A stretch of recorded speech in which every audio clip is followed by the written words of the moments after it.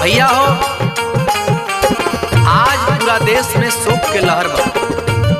तीनों सेना प्रमुख सीडीएस बिपिन रावत धर्म पत्नी समेत 11 और जाबाज जहाज दुर्घटना में शहीद हो गए। 8 दिसंबर 2021 के भयावह दिन, जौना दिन माई के लाल देश छोड़ के चल गए भैया। वो महान आत्मा के शांति खातिर श्रद्धांजलि अर्पित करतनी। सुनी सभी। सीडीएस बिपिन रावत, सीडीएस बिपिन रावत देश के रतनवा हो। सीडीएस बिपिन रावत देश के रतनवा हो। शहीद हो गईले सुन के बरसे नयनवा हो। शहीद हो गईले सुन के बरसे नयनवा हो। शहीद हो गईले सुन के।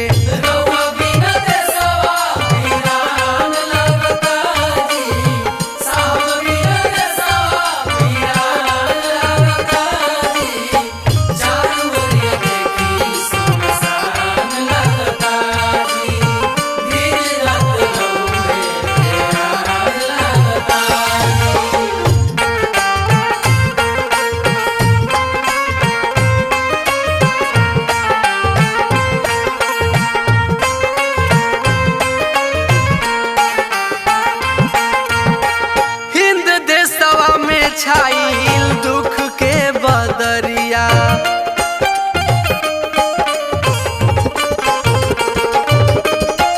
सुन भइल आत्मा जब सुनली खबरिया।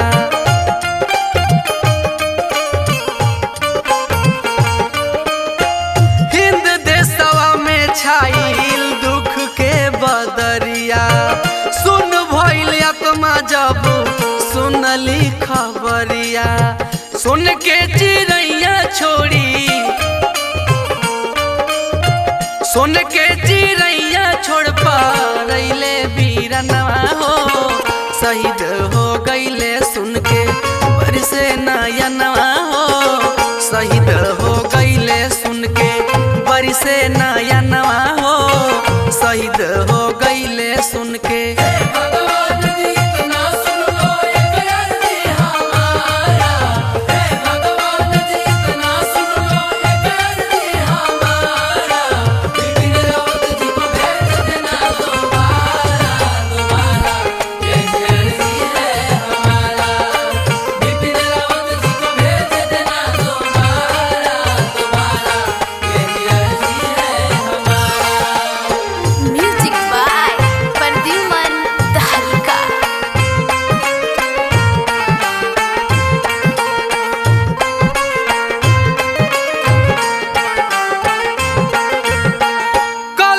कलपी रोवे आज भारत माई,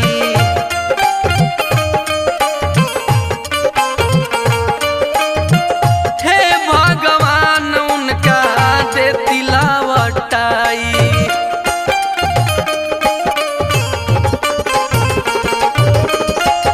कलपी कलपी रोवे आज भारत माई, हे भगवान उनका दे तिलावटाई।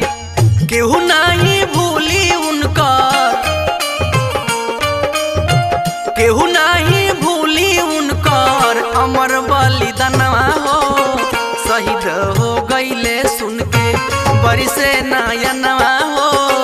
शहीद हो गईले सुन के बरसे नयनवा हो। शहीद हो गईले सुन के।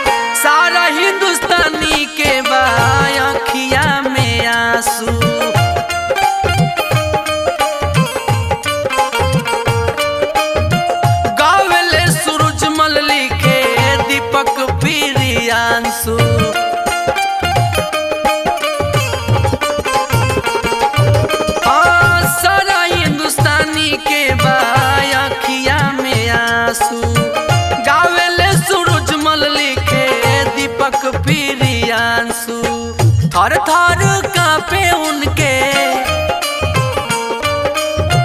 थर थर कांपे उनके नाम से दुश्मनवा हो, शहीद हो गईले सुन